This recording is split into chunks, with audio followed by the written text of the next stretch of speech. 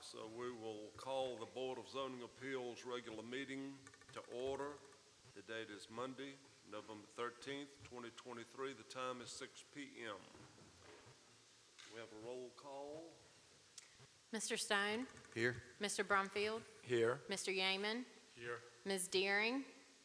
Mr. Craddock? Here. Mr. Merricks? Here. Mr. Easley? Here. Thank you. If y'all would please rise and join me in a moment of silence and then remain standing for the Pledge of Allegiance to our flag. Where's the flag? Over here. They moved it on. Move the flag. Flag's over here.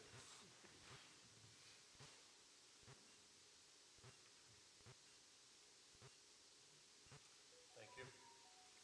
I pledge allegiance to the flag of the United States of America, and to the republic for which it stands, one nation, under God, indivisible, with liberty and justice for all. Thank you. May be seated.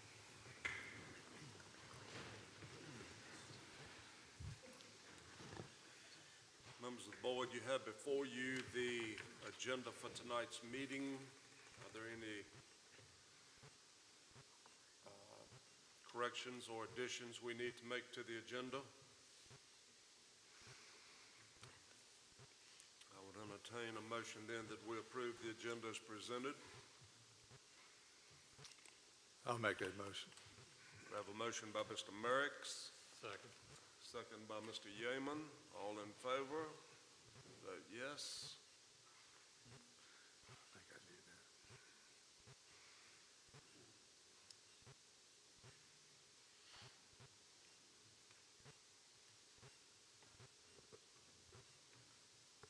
Mr. Yeaman, is your vote in there?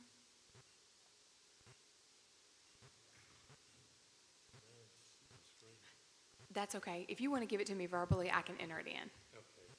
Yeah, your vote? Yeah, thank you.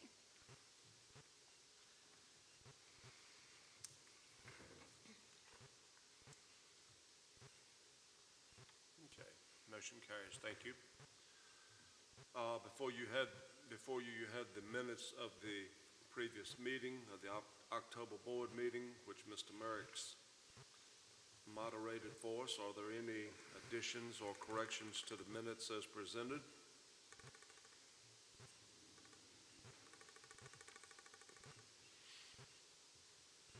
I move they approve as presented.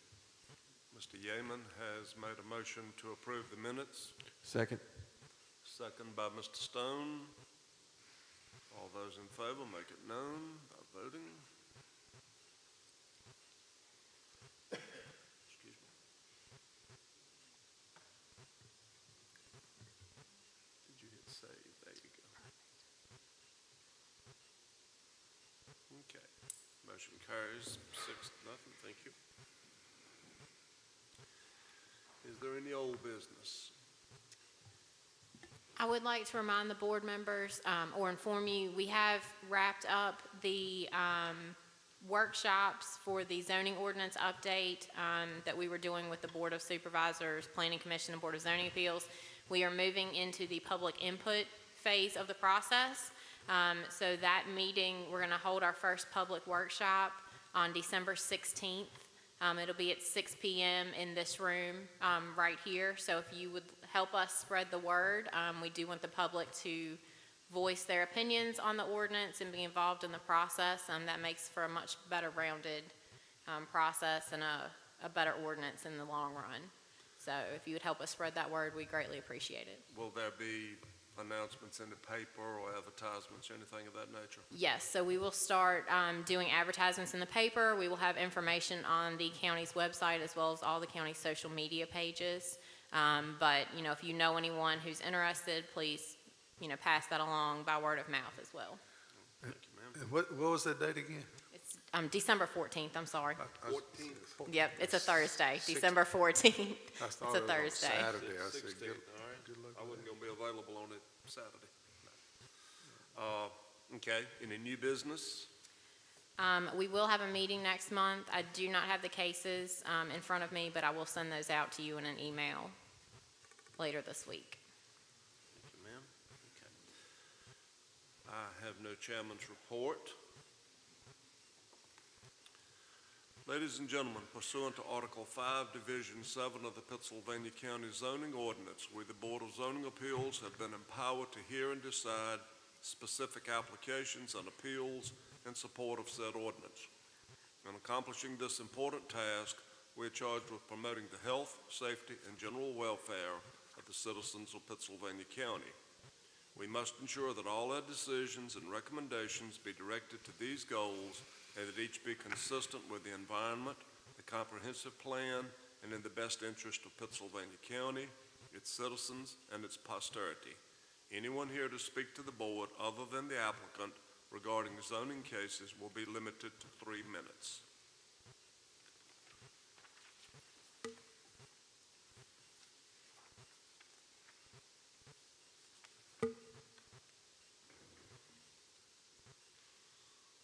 We will now open public hearing case S-23-012, Southside Investing LLC, for special use permit for commercial uses such as a grocery, anchored shopping center, restaurants, offices, assisted living, dementia case facility, and a hotel for service to the residents of the planned area and its adjacent communities in accordance with Pittsylvania County Code 35-295. The time is now 6:06. Ms. Ragsdale, your report. Case S-23-012, Southside Investing LLC has petitioned for a special use permit on 313.72 acres located on U.S. Highway 58 in the Tunstall Election District for commercial uses such as a grocery-anchored shopping center, restaurants, offices, assisted living, dementia care facility, and a hotel for service to the residents of the planned area and adjacent communities. On October 12, 2023, the Planning Commission recommended, or October 2nd, 2023, the Planning Commission recommended by a 6-0 vote with opposition that the special use permit be granted with the conditions recommended by staff. The staff summary is enclosed in the board packet. Mr. Chairman, a representative from Southside Investing LLC is here to represent the petition. And before he comes up, so the recommendation from Planning Commission only included the first 9 conditions in your packet. There was supposed to be a 10th one, however, we had a technical glitch, and that did not make it in the Planning Commission's packet. That is related to lighting. I have included that in your staff summary now, and we have run that by the applicants, and they are okay with that condition. Very good. Okay.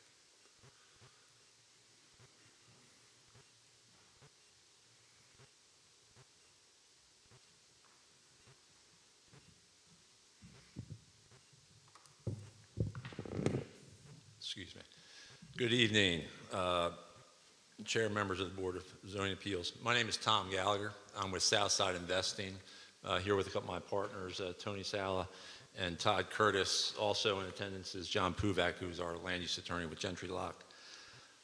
As Emily referenced, we're in front of you today after having received our approval for the rezoning with the special use permits for the commercial uses as referenced.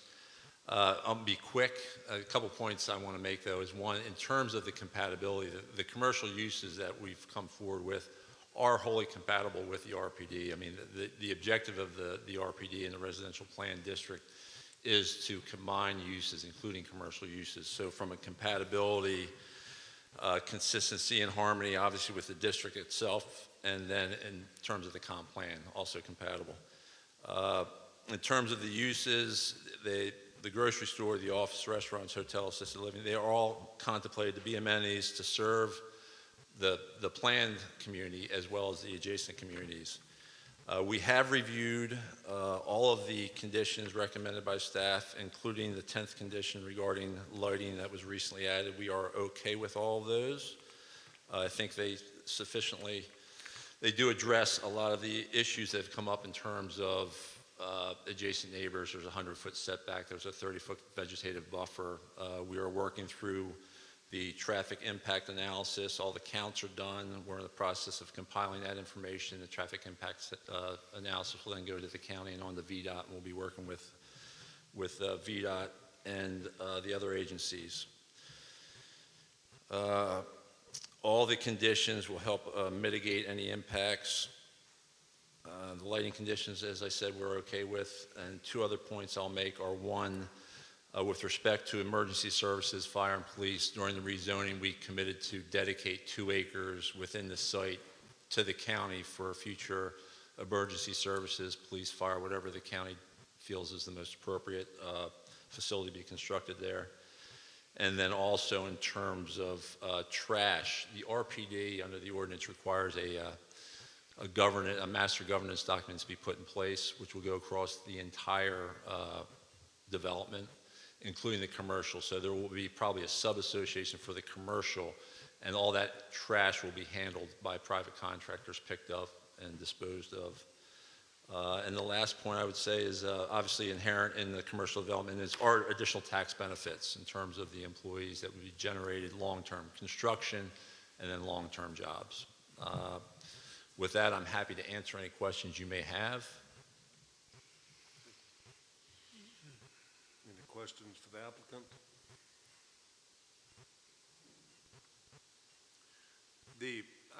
I guess my question would be a time frame and your plan of building and what would come first, I guess. So from a timing standpoint, obviously we've accomplished the rezoning. We're here before you tonight on the SUPs, which will allow us to move forward. We've had some preliminary conversations with grocery stores, with hotels. We haven't started talking to the smaller retailers yet. That will come in the future. We are looking about 12 to 18 months of permitting in terms of before we'd be able to, go in and ultimately get to the point where we have a land disturbance permit and a site plan that would be approved, which is, we're saying that all this keeps in mind that this is a multi-phase 10-year project, but about 18 months before we'd be turning dirt, if that makes sense. Ms. Ragsdale, we have time frames on special use permits. Once they begin their permitting, is that flip the trigger for their satisfying their time frame? So they have 18 months. However, as long as construction is initiated in that time frame, so we consider construction commence with the issuance of the land disturbance permit, and it seems like they will be within that. But if you all would like to add a condition extending that, you can do that like we do with solar. Is that something you feel like you would need? That would be appreciated. I will tell you that 12 to 18 months, we would like to be 12 months because of everything that's going on. We're collectively, everybody's kind of behind the Powerball a little bit, but the power curve.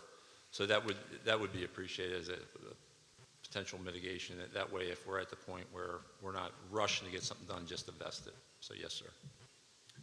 If the board approved the special use permit, what would be, and I guess Ms. Ragsdale maybe would guide us on this, of a more acceptable time frame? We do 3 years from solar. It doesn't sound like they are going to need that. So I would say 2 years. You could do 24 months. And, we have allowed an extension, which allows me to extend it an additional 6 months administratively without coming back to you all. You can add language into the condition if you would like to say 2 years, and then they can, depending on circumstances, they can come back and I could approve it an additional 6 months administratively before they would have to ask for an amendment to their conditions from you all. Okay. Very good. Any questions from the board? Comments? The county has approved or rezoned this property, so I guess they build 500-600 houses, they're gonna need some grocery stores and restaurants, somewhere to go. I think this is something positive and something that I could vote on. Good. Okay. All right, so we may have some more questions a little later on. Okay, Thank very you, well. sir. Thank you. there anyone from the public that has signed up to speak? Mr. Chairman. No one from the public has signed up to speak. Is there anyone from the public that would wish to speak? Okay. All right, with that being said, the time is 6:15. We'll close the public hearing.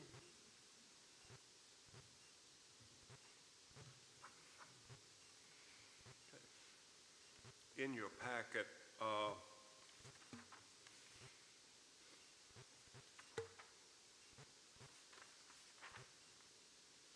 you have, as Ms. Ragsdale said, you've got 10 recommendations. The board has suggested that we go with a positive motion with the 10 recommendations, which I guess I would read if we decide to have a positive motion. What's the pleasure of the board? I think we should consider a positive motion. All right. Then I'll read a positive motion. On this positive motion, are you going to include the condition of the 24 months? Yes, and I'll ask Ms. Ragsdale to help me with that when we get to the 11th condition. Okay, let me get my notes back here. Whereas Southside Investing is requesting a special use permit for commercial uses, grocery anchored shopping centers, restaurants, offices, assisted living, dementia care facility, and a hotel for service to the residents of the planned area and its adjacent communities. And whereas, let's see, has petitioned the Board of Zoning Appeals for, I did that wrong, okay. No, I didn't, I said it right, okay. And whereas we find no substantial detriment to adjacent property, that the character of the zoning district will not be changed thereby, and that such use will be in harmony with the purpose and intent of the ordinance, and whereas there are no significant adverse effects upon adjacent property that cannot be mitigated through conditions, excuse me, I move the special use permit be granted with the following conditions.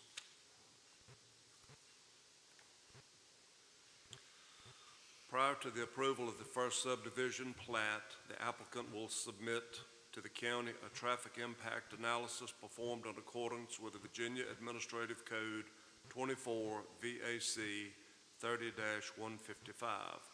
The traffic impact analysis shall identify any traffic issues associated with access to the property to the existing transportation network, outline solutions to potential problems, address the sufficiency of the future transportation network within a radius to be determined by VDOT in the vicinity of the property, and present improvements and anticipated timelines for improvements to be incorporated into the development of the property.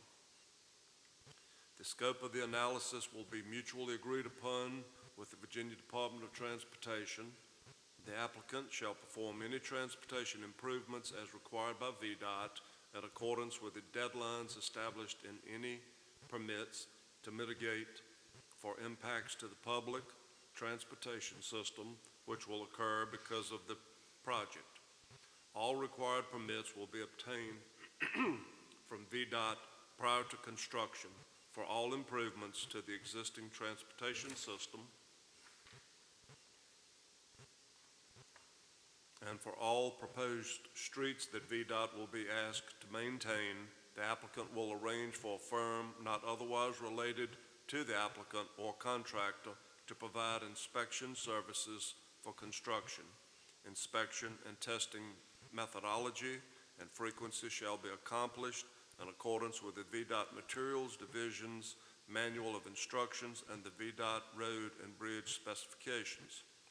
A report shall be submitted to VDOT summarizing the inspection steps taken, certifying the results of the inspection and testing as accurate, and confirming that the streets or improvements were built to the approved specifications and pavement design and signed and stamped by a professional engineer licensed to practice as such in the Commonwealth of Virginia. Number 2, the applicant will maintain a setback of not less than 100 feet on the exterior lots of the property. Number 3, on the site development plan or subdivision plat for each phase of the property, the applicant will identify tree save areas and will maintain at a minimum of 30 feet vegetative buffer on the perimeter of the property that adjoins property that is not included in the rezoning application. If the applicant is required to disturb areas within the minimum 30-foot vegetative buffer to construct any improvements, then the applicant will install supplemental plantings consisting of staggered rows of planted trees and large shrubs that are intended for screening. At least 50% of the trees and/or shrubs used in the staggered rows shall be evergreen in nature. All planted vegetation shall be of varieties native or adaptable to the region that are expected to reach a minimum height of at least 15 feet or minimum of 10 feet if specifically designed for screening in height at maturity, and will be no less than 6 feet at the time of planting. Prior to construction, an approved erosion and sediment control plan will be implemented for the entire project, and an erosion and sediment control bond will be provided. Number 5, prior to construction, a Virginia Stormwater Management Program permit from the Virginia DEQ will be obtained for the project, including an approved stormwater pollution prevention plan. Number 6, prior to construction, the applicant shall prepare and submit to the zoning administrator a construction management plan to address traffic control methods, site access, fencing, lighting, mitigation of construction operation, hours of construction activity, and clearly defined construction phases and proposed safety precautions for publicly accessible areas during construction. All parking requirements of the Pittsylvania County Code 35-80 through 35-85 shall be met and shown on all submitted site plans for each use. Number 8, gravel parking lots shall not be permitted. Number 9, all signage shall meet the requirement of Pittsylvania County Codes 35-95 through 35-101. Number 10, lighting shall meet the following requirements. Site and area lighting. Light level shall not exceed 0.5 foot candles at any point along the property perimeter or perimeters adjacent to residential zones and uses, except for light levels of up to 20 foot candles along the perimeter of property adjacent to commercial or industrial zones or uses.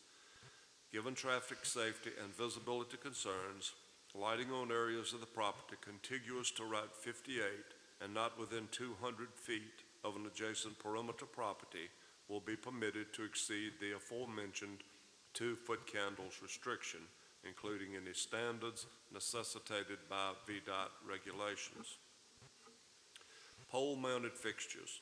Pole-mounted light fixtures used for site and area lighting must be subject to the following design guidelines. Pole-mounted lighting with a pole height of 15 feet or less must not exceed 15-foot candles. The light must be shaded, shielded, or directed so that the light intensity or brightness is mitigated. Pole-mounted lighting with a pole height of greater than 15 feet and not exceeding 35 feet in height must be a down type mounted horizontally and angled perpendicular to the ground. Building-mounted light fixtures must not exceed 15-foot candles and must not exceed 35 feet mounting height. The light must be shaded, shielded, or directed so that the light intensity or brightness will be mitigated and will not exceed site and area lighting limits at the property perimeter. Landscape light fixtures. Landscape light fixtures, including ground lighting for signs, flagpoles, and statues, must be equipped with shields or shutters to eliminate glare. The light must be so shaded, shielded, or directed that the light intensity or brightness will be mitigated and will not exceed sight and area lighting limits at the property's perimeter. Blinking, flashing, and temporary lighting. Lights must not blink, flash, oscillate, or flutter, including changes in light intensity, brightness, or color. Site lighting plan.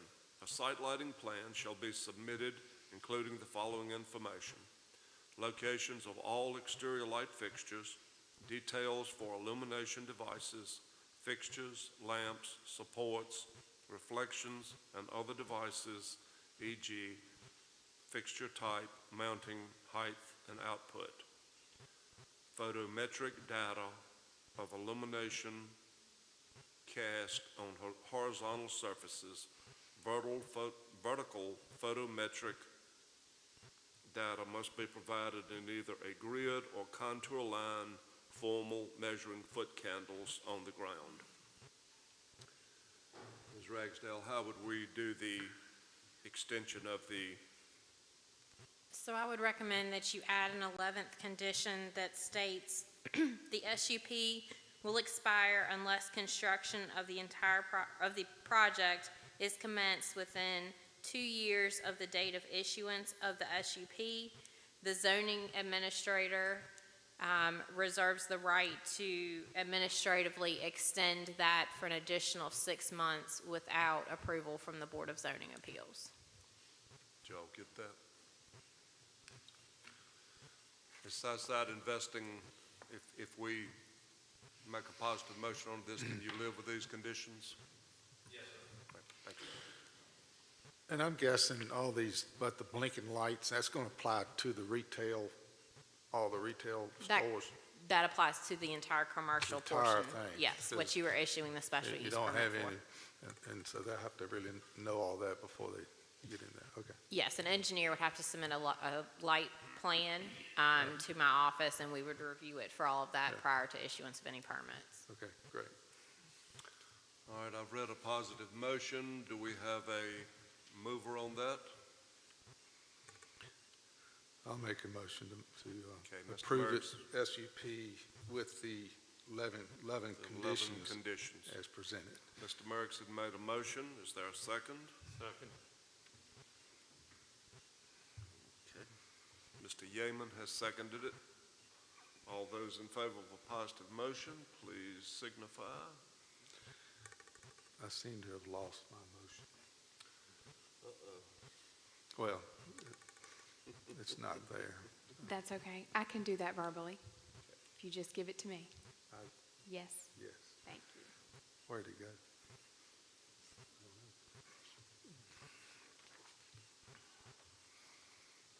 All right, thank you all. Had a vote 6-0. Thank you all for coming out. Good luck to you on your project. Thank you all very much. Get this stack of paper out of the way here.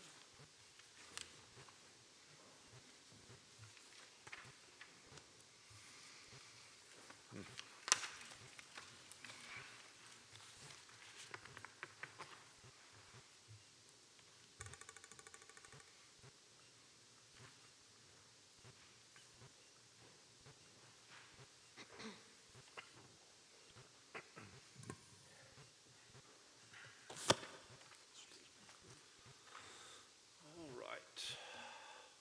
The time is 6:29. We will open public hearing case S-23-015, Crown Castle Special Use Permit for the placement of a cell tower in accordance with Pittsylvania County Code 35-295. Ms. Ragsdale, your report.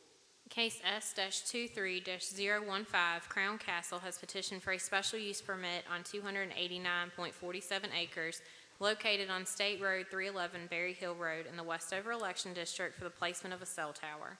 On October 3rd, 2023, the Planning Commission recommended by a 6-0 vote with no opposition that the special use permit be granted. The staff summary is enclosed in the board packet. Mr. Chairman, Jonathan Yates is here to represent the petition.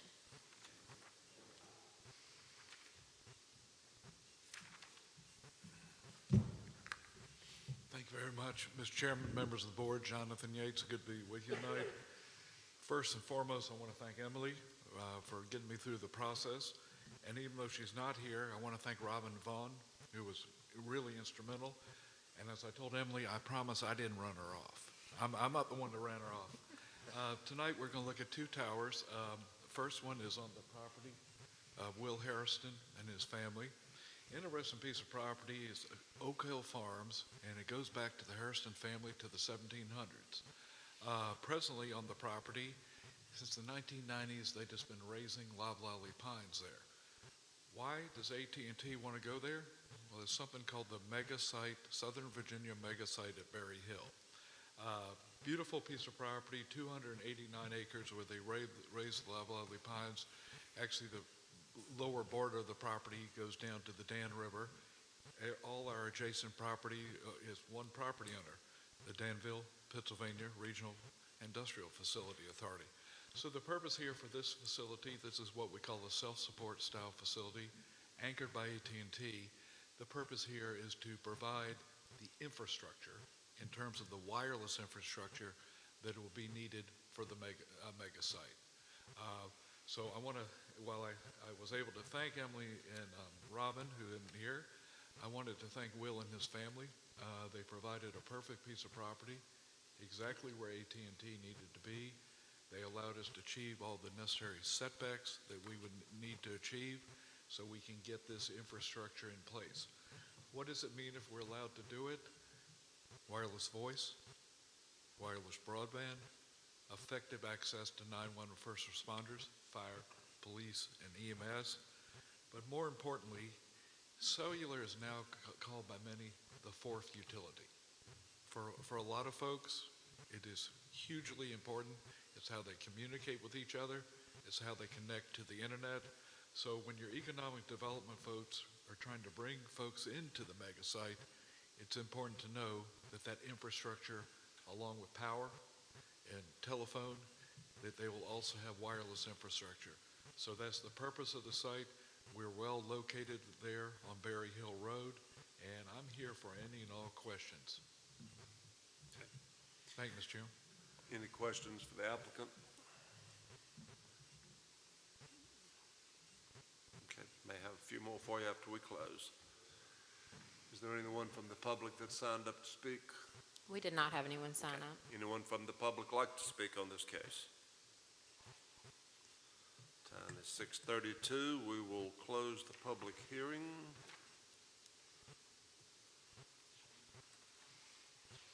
Comments? Sounds like a good thing. I think it would be good, so I would be in favor of moving for a positive motion. All right, I'll read a positive motion, and then we'll go from there. Whereas Crown Castle has petitioned the Board of Zoning Appeals for a special use permit for the placement of a cell tower in accordance with Pittsylvania County Code 35-295, whereas we find no substantial detriment to adjacent property, that the character of the zoning district will not be changed thereby, and that such use will be in harmony with the purpose and intent of the ordinance, I move the special use permit be granted. So moved. Mr. Yeaman has made a motion. Second. Who said that? Oh, I did. We have a motion and a second. Please make it known by voting.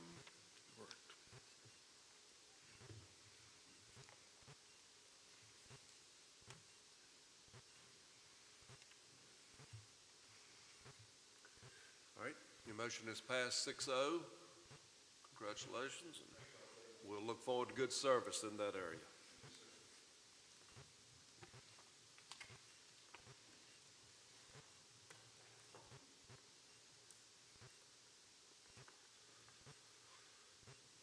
All right, the time is 6:34.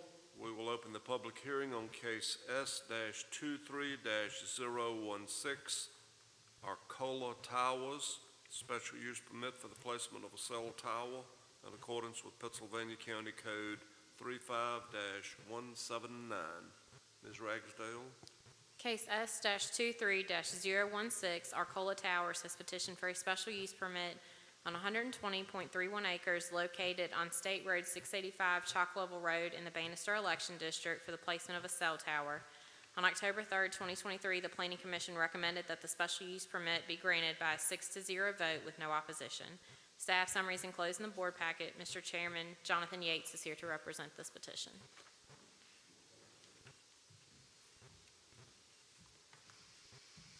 Thank you again, Mr. Chairman, members of the board, and I'd be remiss not thanking Emily and Robin again. Different tower, different part of the county. This is for Verizon Wireless, designed for Verizon and 3 additional broadband carriers. It's on the property of Motley Dairy Inc., owned by a gentleman in the back named Tommy Motley. Tommy has owned a beautiful piece of property, about 120 acres. Tommy bought this from the Shelton family in 2012, and he uses it exclusively to grow corn for the dairy operation 3 miles away. Tommy was also very generous with us in letting us have a very nice placement on the property, and the goal here is Verizon Wireless, and again for 3 others, and what we're trying to do, not covering a mega site, we're trying to bring infrastructure to folks who deserve it. You know, one of the aggravations as you travel around the state of Virginia, if you're in Loudoun County, Fairfax, you're in the eastern part of the state, Henrico, phones work everywhere.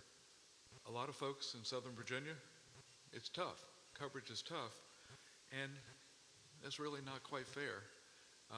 You know, the country just came through an interesting time a few years back with the pandemic. A lot of folks were having to work from home, having to educate their children at home, and the lack of good wireless was an impediment to folks. So what we're hoping to do here is at least solve the problem for that part along Chalk Level Road, you know, that part of the county. And again, Tommy offered up the perfect piece of property. It was right where Verizon wanted to go. We're not going to get in the way of his corn operation. And what are we doing at the end of the day? We're bringing infrastructure. Again, voice, broadband, and most important to me, the 911. Where I'm from, and I don't have the data for Pittsylvania County, and I apologize, but in my local county, about 84% of all calls to our consolidated 911 dispatch come from a wireless device. That's important. Something happens to you, you got the phone on your hip, you can call them, you can keep in touch with them the whole way during the pendency of the emergency, and also they know where you are. So it's important that we bring this infrastructure in a meaningful way out to those folks, and I think we've done a good job in the offering of it, and Tommy has given us not only where Verizon wants to be, but a perfect property for this infrastructure. I'm here for any and all questions. Any questions for Mr. Yates, for the applicant? Thanks, Mr. Chairman. Anyone from the public sign up to speak? We do not have anyone signed up. Is there anyone from the public that would like to speak? The time is 6:38. We will close the public hearing. Comments, suggestions? Stretch it over to Keelan and might vote. They're working that way, maybe. Yeah. Hopefully they'll be I have able to. Verizon and Keelan, and it's pretty bad. But anyway, yeah, I think it's needed, yeah. And I can speak for that area down there. They could use some cell service. Would y'all like to read a positive motion or hear a positive motion? Yes, sir. All right.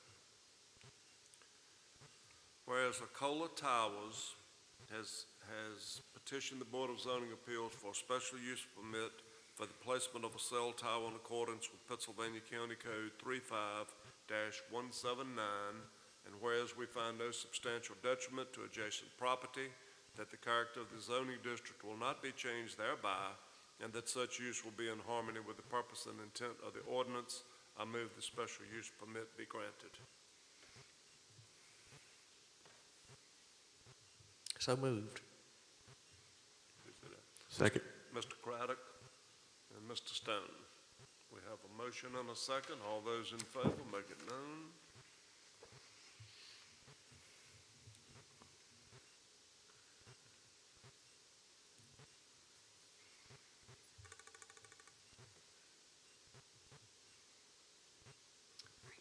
will get yours verbally. Thank you. All right, motion passes 6-0. Thank you all for coming out. All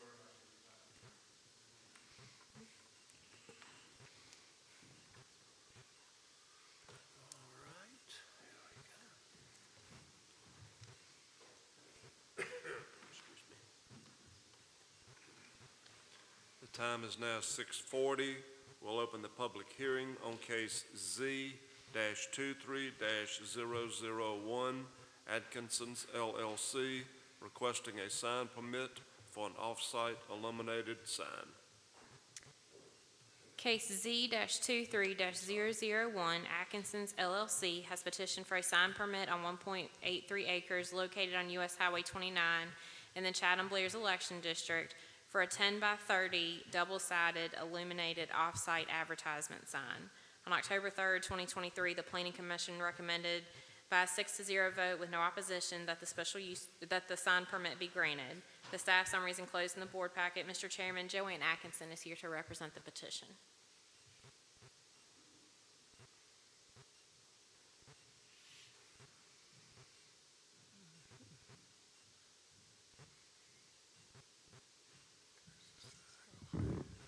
Good evening. How are you? Thank you, Mr. Chairman, and each one of you for taking your time to review this request for this permit.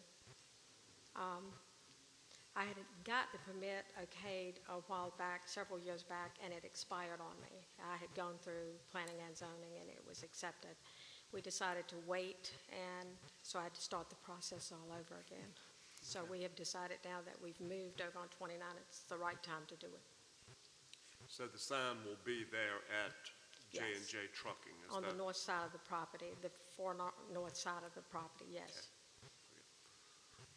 And as Ms. Atkinson said, the Board of Zoning Appeals had granted a sign permit back in November of 2010. Yes. But the sign was not erected, and so it expired, and that's why Ms. Atkinson has come back for an application. Do you have any questions? Questions, comments? Okay, thank you. May have some a little later on. Thank you. Anyone from the public sign up? No one signed up. Is there anyone from the public that would like to speak on this case? The time is 6:42. We will close the public hearing. Comments? I think it's a great thing, and there's no public opposition to it, so. They've got a big operation, big business out there, so they need them a sign. Would y'all entertain a positive motion? I move for positive motion. Okay. Whereas Atkinson's LLC has petitioned the Board of Zoning Appeals for a sign permit for an off-site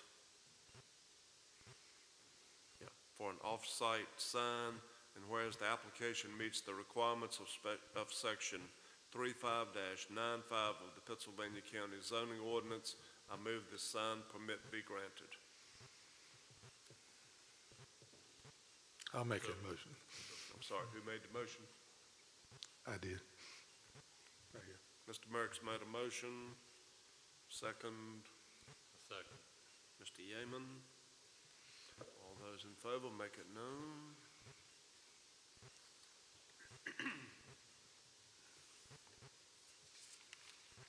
Okay, motion passed 6-0. Thank you. Moving right along here. Okay.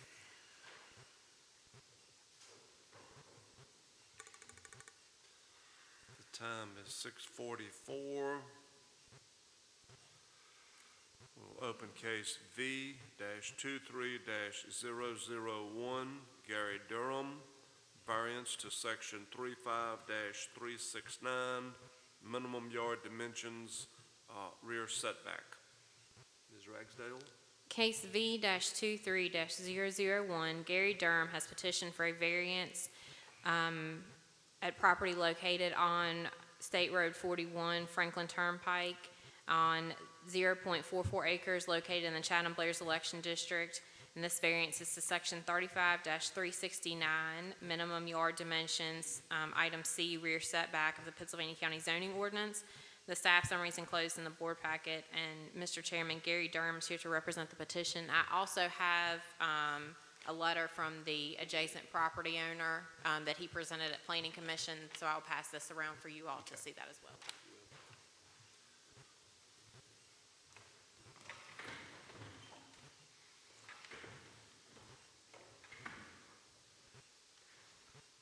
Good afternoon. Mr. Durham, how you doing? I'm fine. The reason I'm doing this is because we are strapped for room. Our employees are elbow to elbow. We have no storage, and the only way we're going to get it is if we can get a variance to add to our building to make our workplace better for the community, better for us. So I appreciate anything we can do. Hang on just a second.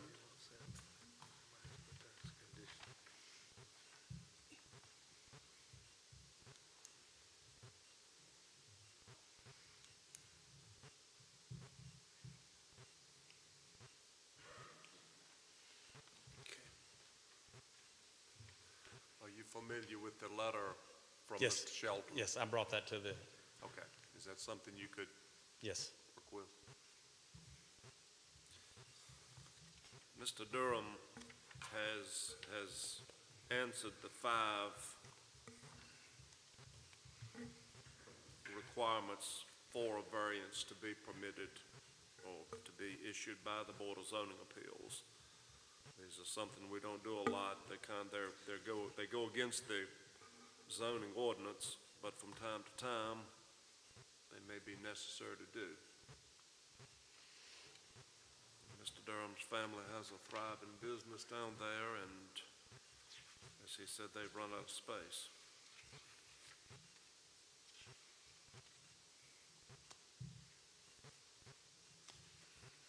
Comments from the board?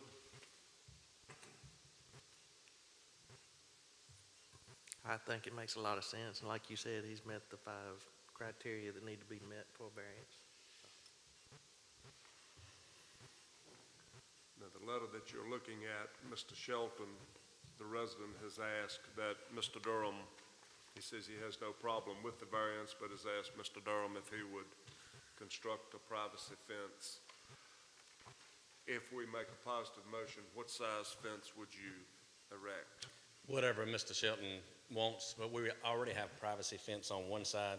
We were just going to continue that on around the property. Okay. Very good. All right, what's the pleasure of the board? I support a positive motion, Mr. Chairman.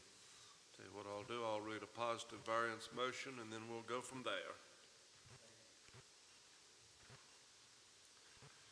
Whereas Gary Durham has petitioned the Board of Zoning Appeals for a variance to section 35-369, minimum yard dimensions, rear setback, and whereas the application does fulfill the minimum requirements for a variance from the provisions of the ordinance, and whereas the board finds that the strict application of the ordinance would produce undue hardship, that the hardship is not shared generally by other properties in the same zoning district and the same vicinity, that the authorization of the variance will not be of substantial detriment to adjacent property, and that the character of the district will not be changed by the granting of the variance, and whereas the condition or situation of the property concerned is not of so general or recurring a nature as to make reasonably practicable the formulation of a general regulation to be adopted as an amendment to the ordinance,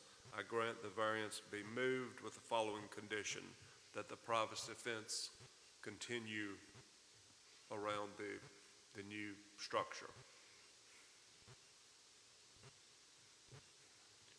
So move. Mr. Stone has made a positive motion.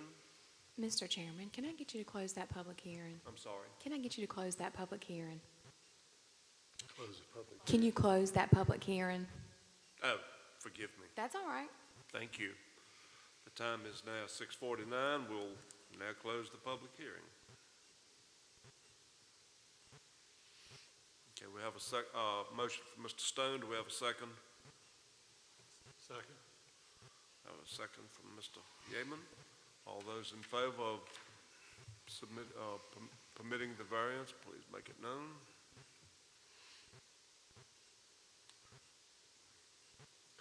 Motion is passed 6-0. Good luck to you.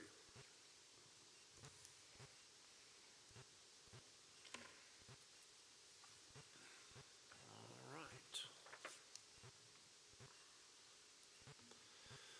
The time is 6:50. We will open case V-23-002, William and Erin Shellhorse, requesting a variance to section 35-226, minimum yard dimensions, side setback. Ms. Ragsdale? Case V-23-002, William and Aaron Shellhorse have petitioned for a variance on for property located on State Road 1185 Indian Trail Road in the Chatham-Blair's election district to section 35-226, minimum yard dimensions, side setback of the Pittsylvania County zoning ordinance. The staff summary is enclosed in the board packet. Mr. Chairman, James Shellhorse is here to represent the petition. I also have a letter from his adjacent property owner that was presented at Planning Commission. Good evening. How are you, Mr. Shellhorse? I'm great.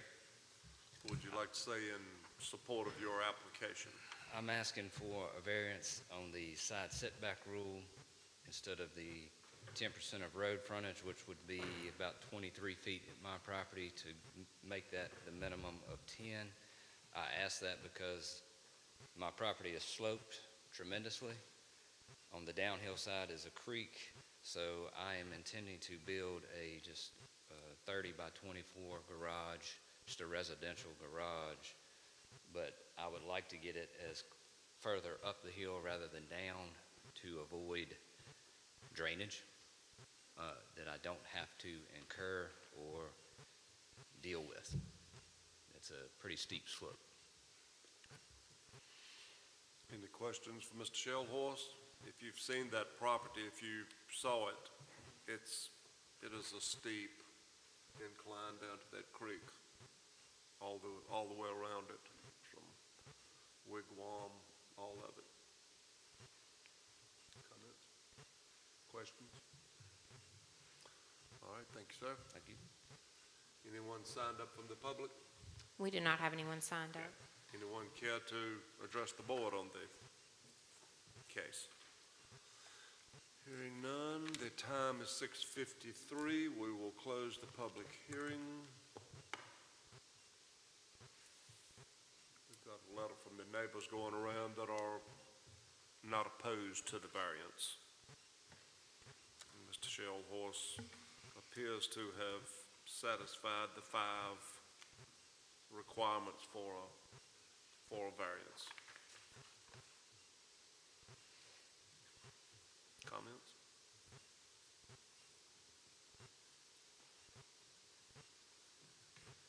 I think we should consider a positive motion.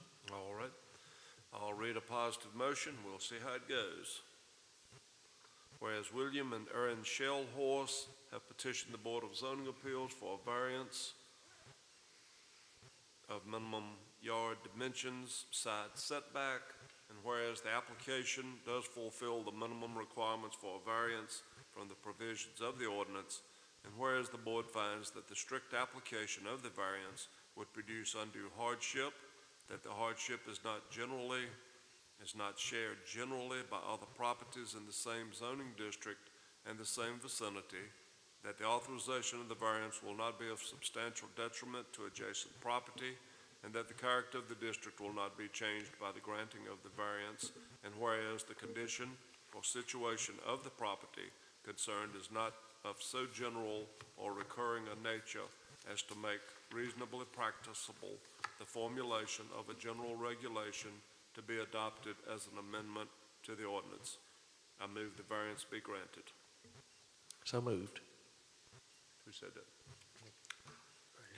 Second. Mr. Craddock, Mr. Stone, okay? Make your vote known.